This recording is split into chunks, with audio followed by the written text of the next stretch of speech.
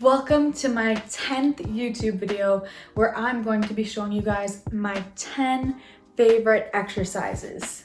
So I thought in honor of this being my 10th video, I thought I would go into what my 10 favorite exercises are at the moment. These are my all-time favorite exercises right now, and I'm including them in my regular workout schedule and on my push, pull, and legs day right now. So without further ado, guys, let's just get right into it. What do you say?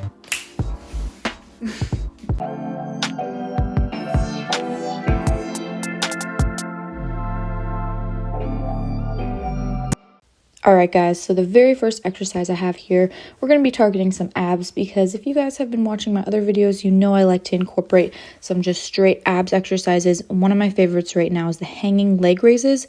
Super important to make sure that you're actually tilting your pelvis up, not just raising your legs, because that's going to make your hip flexors completely take over and release the tension off the abs. So I really love to do these, really rotate my pelvis up, squeeze my abs. And this is also going to help with your grip strength as well, being able to hold yourself up there. And I like to do a variation of this as well, where I do one knee at a time and incorporate some rotation and twisting as well.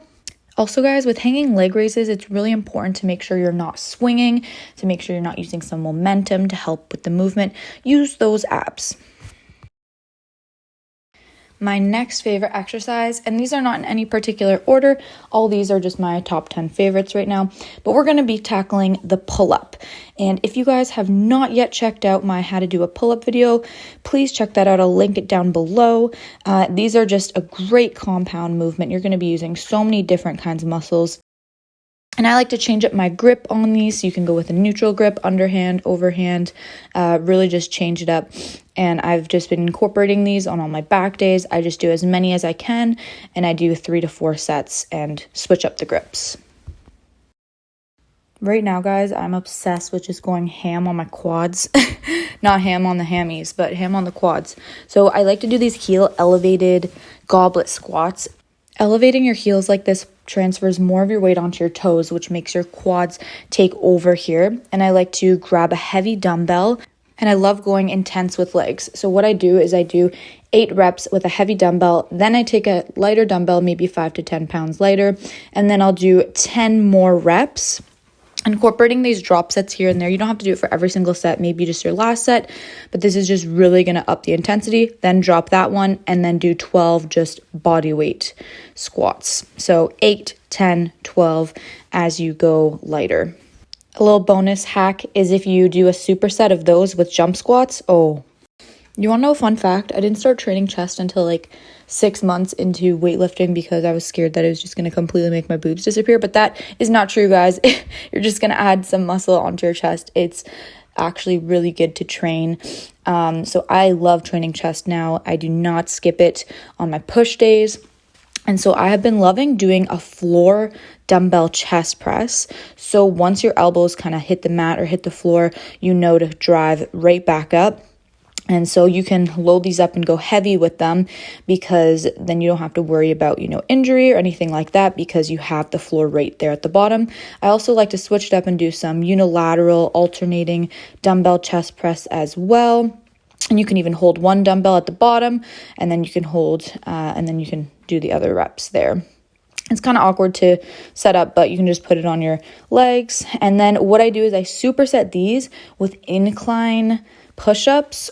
You'll get a filthy chest pump, I swear, guys. This is insane. You got to do any sort of like dumbbell or bench press, anything like that. Superset with some incline or decline push-ups. Oh my gosh, that's next level. Shout out to Athlean-X. I'm going to link his video down below where I got this exercise from. But usually for rear delts, you always do like the rear delt flies, and you can't go heavy on them and you don't get that full squeeze. So these are great exercise for getting that full contraction on the rear delt. So you want to bring the dumbbell up and kind of twist it as you're pulling up, and you'll feel that full squeeze in your rear delts. These really just light them up.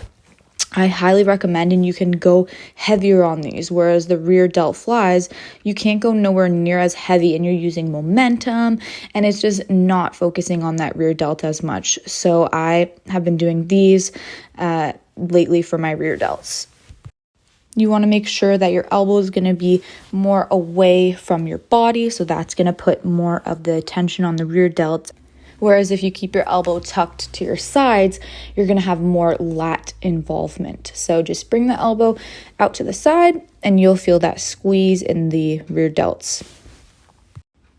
And it may take a couple tries to get it. When I first did these, it felt kind of awkward, but I highly recommend that you go watch Athlean-X's video and full tutorial on how to do these. He probably explains it a lot better than me. But yeah, great exercise. If you guys want a bicep burn like never before, you got to start doing these. You got to go on an incline bench here, and then you're going to take just one dumbbell, and you're going to be doing bicep preacher curls on an incline here.